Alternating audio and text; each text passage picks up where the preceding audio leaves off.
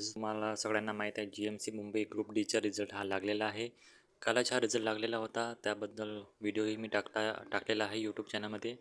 तर आता merit list जाहीर झालेली आहे. सगळ्यांना आपल्या मार्क कळाले आहे. आता नेक्स्ट प्रोसेस आहे की आपल्याला चान्स पाहायची आहे, कट ऑफ पाहायची आहे. त्यासाठी मेरिट लिस्ट आहे ते मी मार्क वाईज बनवलेली आहे. जेणेकरून आपल्याला अंदाजा येईल की टॉपर किती आहे, टॉपरला किती मार्क आहे व किती लोकं सिलेक्ट होऊ शकतात. तर सर्वात पहिले आपण ही वेबसाईटवर आहे GMC मुंबईचे. आता आपण पाहणार आहोत मेरिट लिस्ट. ठीक आहे, त्यानुसार आपल्याला कट ऑफचा अंदाज येईल. तर पाहू ही आहे मेरिट लिस्ट. जसं तुम्ही पाहू शकता GMC मल्टीपोस्टची मेरिट लिस्ट आहे. याच्यामध्ये सगळ्या मुलांचे मार्क दिलेले आहे. पण एक गोष्ट लक्षात ठेवा, ही पोस्ट वाईज मार्क्स दिलेले नाही आहे. म्हणजे हे कंबाईंड मार्क्स आहे. म्हणजे कोणी कोणत्या पोस्टला अप्लाय केला आहे त्यांना अनुसरून हे मार्क्स दिलेले नाही आहे. तर कट ऑफ ही सगळ्यांची वेगवेगळी लागणार आहे, पोस्ट वाईज लागणार आहे. कोणाची जास्त तर कोणाची कमी लागणार आहे कट ऑफ. तरी आपण साधारणतः पाहणार आहोत की टॉपर लोकांना किती मार्क आहे, म्हणजे सर्वात जास्त मार्क कोणाला आहे. तर मी यांना एक्सेलमध्ये कन्वर्ट केलेलं आहे आणि उतरत्या क्रमाने लावलेले आहे. त्याच्यामुळे आपल्याला माहीत होणार आहे का टॉपर किती आहे. म्हणजे तुम्हाला तुमची रँक ही माहीत होऊन जाईल. ठीक आहे, चला आपण पाहूया.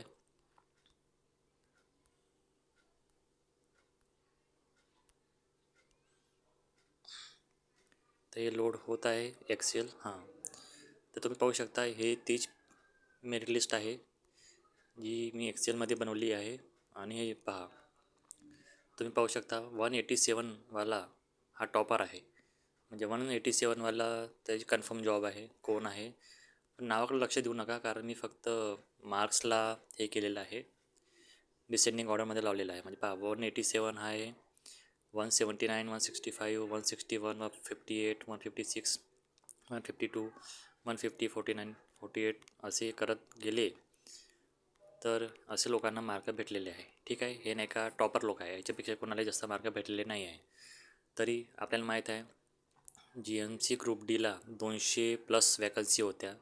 चला आपण पाहून घेऊ 200 रँक करायला किती मार्क आहे. जसं इथं पहा, सर्वात लेफ्ट कॉर्नरला 200वाले पहा, 200 रँक आहे. आपण 250 करूया. 250वाला पाहू, सिलेक्ट करू. 250वाल्याला पाहू आपण.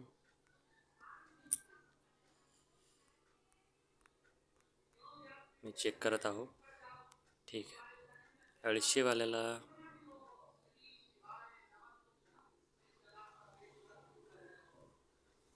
हां, 250वाल्याला 134पर्यंत मार्क आहे.